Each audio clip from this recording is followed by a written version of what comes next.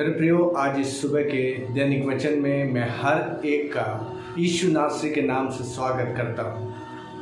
परमेश्वर ने हम पर अनुग्रह किया और हमें इस सीज़न में प्रवेश कराया जब हम बारिश देख सकते हैं। कई जगह वेदर बिल्कुल अलग है, कहीं बारिश हो रही कहीं नहीं हो रही। और जब मैं बैठकर इस बात को सोच रहा था, मैंने एक बात का ध्यान किया कि बारिश दो कारण से आती है। यदि हम उत्पत्ति में देखते हैं, वहां पर हम देखते हैं कि जो पहली बारिश आई वो मनुष्य को नाश करने के लिए, सृष्टि में जो भी चीज थी जल प्रलय के द्वारा वो नाश करने के लिए बारिश आई। लेकिन उसके बाद हम देखते हैं कि जब बारिश आती है वो इस पृथ्वी पर फल लेने के लिए बारिश आती है। यदि हम परमेश्वर के वचन में जाएं और उसमें पढ़ें तो हम पाते हैं इब्रानी की पुस्तक उसका 6वां अध्याय और उसकी 7वीं कलम को जब हम पढ़ते हैं, वचन यूं कहता है, क्योंकि जो भूमि वर्षा के पानी को जो उस पर बार बार पड़ता है पी पी कर जिन लोगों के लिए वह ज्योति बोई जाती है, उसके काम का साग पात उपजाती है, वह परमेश्वर से आशीष पाती है। पर यदि वह झाड़ी और ऊंट कटारे उगाती है तो निकम्मी और श्रापित होने पर है और उसका अंत जलाया जाना है। बारिश जब आती है वो पृथ्वी के लिए एक आशीष लेकर आती है। और यदि हम आत्मिक तौर पर यदि अगर अब हम देखें तो यीशु मसीह ने एक उदाहरण कहा कि एक बीज बोने वाला बीज बोने निकला और कई बीज झाड़ियों में गिरे, कुछ चट्टान पर गिरे, कुछ पथरीली भूमि पर गिरे और कुछ अच्छी भूमि पर गिरे। मेरे प्रियो, जब ये बारिश आती है, जब अच्छी भूमि पर ये पड़ती है, वो फल लेकर आती है। हमारे जीवन से यदि हम अपने आप को जांचें, देखें, हम देखते हैं कि हम वर्षों से हम चर्च जाते हैं, हम परमेश्वर के वचन को सुनते हैं, लेकिन फिर भी हम जब फल की बात आती है तो वहां पर हम पीछे हो जाते हैं।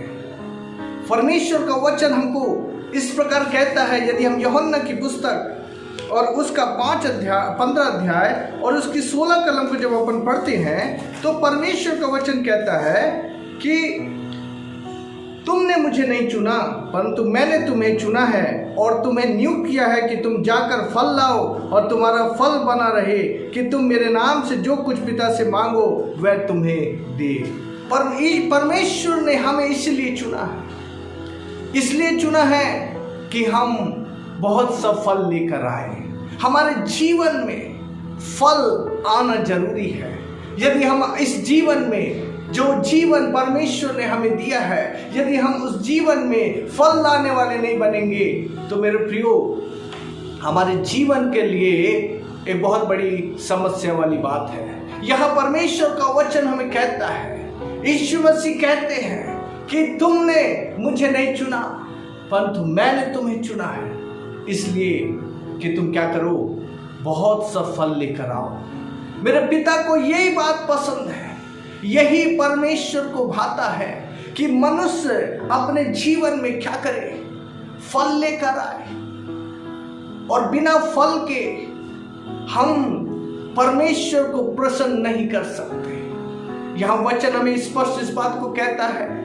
जब हमने अभी इब्रानी की पुस्तक 6वां अध्याय को पढ़ा, उसमें जिस प्रकार बारिश इस पृथ्वी पर आती है वो यूं ही वापस लौट कर नहीं चली जाती, लेकिन बारिश आने के द्वारा हम देखते हैं पृथ्वी फलवंत होती है, पृथ्वी में कुछ न कुछ अंतर आता है।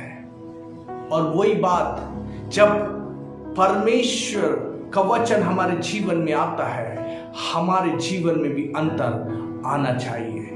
जब हम देखते हैं यूहन्ना बपतिस्मा देने के पास, वो यहूदी लोग और दूसरे लोग बड़ी भीड़ की भीड़ से उसके पास आए कि हम बपतिस्मा ले लेंगे, लेकिन यूहन्ना ने उसको बपतिस्मा नहीं दिया, उसने उनको डांटा। वो कहता है कि सबसे पहले क्या करो, मन फिराओ और फल लेकर आओ। यदि हम मत्ती की पुस्तक उसका 3 अध्याय और उसकी 10 कलम को जब हम पढ़ते हैं, मत्ती 3 का 10, तो वचन कहता है, अब कुल्हाड़ा पेड़ों की जड़ पर रखा हुआ है, इसलिए जो जो पेड़ अच्छा फल नहीं लाता वह काटा और आग में झोंका जाता है।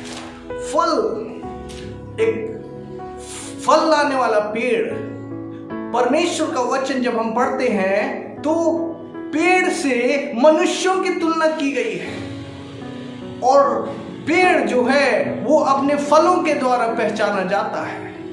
वैसे ही मनुष्य का जीवन भी है कि जब उसके अंदर में फल आते हैं वो उन फलों के द्वारा पहचाना जाता है। गीत शास्त्र 1 में जब हम पढ़ते हैं वहां पर यही लिखा है कि वो मनुष्य जो बहती नालियों के किनारे लगाया गया, वो पेड़ जो अपनी ऋतु में फलता है।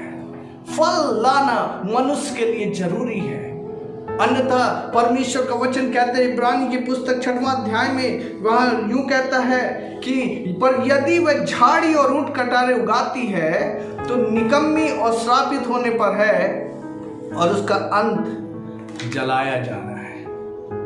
आज हम चाहे कहीं भी जाते हों, कुछ भी करते हों, लेकिन अगर हमारे जीवन में फल नहीं आ रहा है तो मेरे प्रियो, हम उस झाड़ी की नाई हैं जो बारिश में हम देख सकते हैं झाड़ियां उगती है, वो घास उगते हैं और एक समय आता है कि उसको साफ कर दिया जाता है, उसको जलाने के लिए अलग कर दिया जाता है।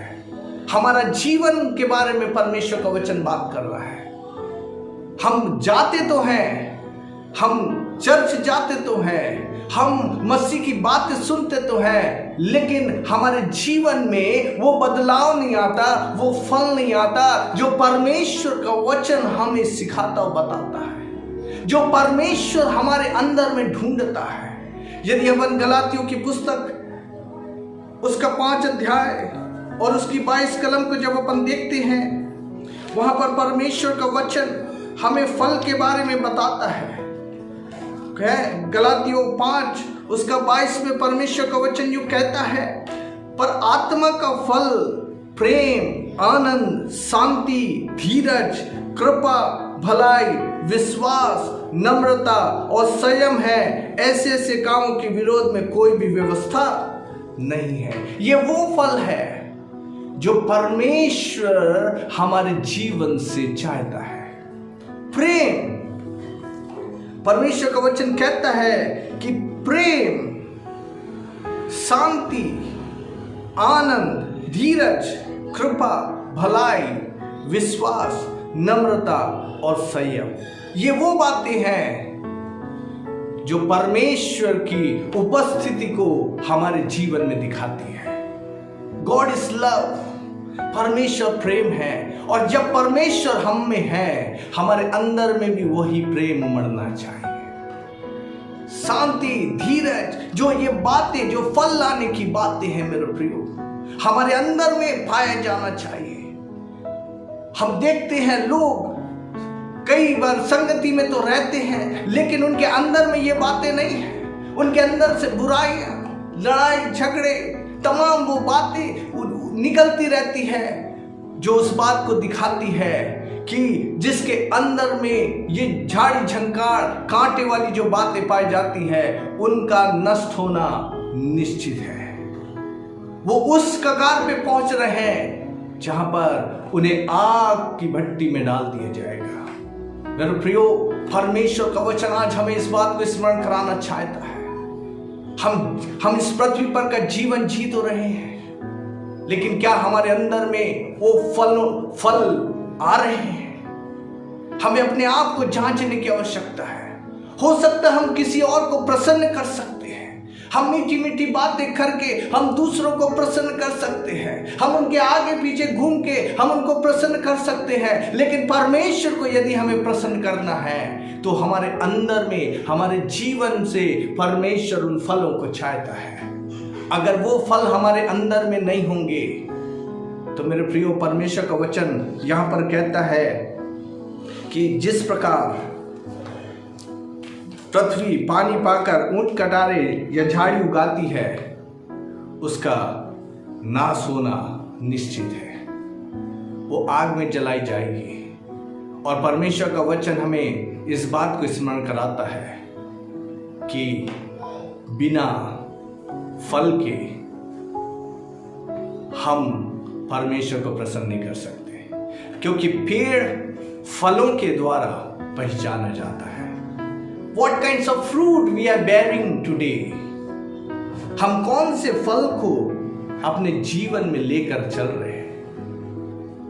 हम कैसे परमेश्वर की उपस्थिति में आ रहे हैं? परमेश्वर हमसे कुछ अच्छी चीजों की अपेक्षा नहीं करता, लेकिन वो हमारे जीवन से फल की अपेक्षा करता है। और जो फल नहीं लाता वो आग में डाला जाएगा। चाहे हम वर्षों से चर्च में जा रहे हों या हम वर्षों से हम बहुत कुछ कर रहे हों, लेकिन हमारा जीवन में यदि फल नहीं आ रहा है, if we are still barren and not bearing fruit, there is something wrong in us. हमें अपने आप को जांचने की आवश्यकता है। हमें अपने आप को जांचना है, परमेश्वर के वचन से अपने आप को देखने की आवश्यकता है। और यही वो बात है कि जब हम अपने आप को जांचेंगे, हम परमेश्वर के नजदीकी में आएंगे, हम फल लेकर आने वाले बनेंगे, क्योंकि परमेश्वर ने हमें इसीलिए चुना है, इसलिए हमें अलग किया है कि हम फल लेकर आने वाले होने पाए। तो मेरे प्रियो, परमेश्वर अपने इस वचन के द्वारा आप सभी को आशीषित करिए। आइए हम प्रार्थना करें। पिता, एक बार फिर यीशु के नाम से हम आपके चरणों करीब आते हैं। धन्यवाद करते हैं प्रभु जी हर एक भाई बहन के लिए जो प्रभु इस वचन को सुन रहे हैं। मेरे राजा प्रभु, आप हर एक को छूइए, स्पर्श कीजिए पिता परमेश्वर। प्रभु, जो जितनी भी पिता फल लाने में जो भी बातें रुकावटें उनके जीवन में है, वो यीशु के नाम से दूर होने पाए। और पिता परमेश्वर, हर एक व्यक्ति फलवंत होने पाए पिता परमेश्वर। यदि कोई बीमार है प्रभु पिता, आप उसे छूइए, स्पर्श करिए प्रभु जी, उसकी बीमारी यीशु के नाम से जाने पाए। पिता, हम सब कुछ आपके हाथ में सौंपते हैं। धन्यवाद करते हैं, आपने हमारी प्रार्थना को सुना, उत्तर दिया। सारा आदर महिमा आप ही को देते हुए प्रार्थना यीशु नासरी के नाम से मांगते, सुनो और ग्रहण कीजिए। आमीन। परमेश्वर आप सबको आशीष दे। सबको जय मसीह की।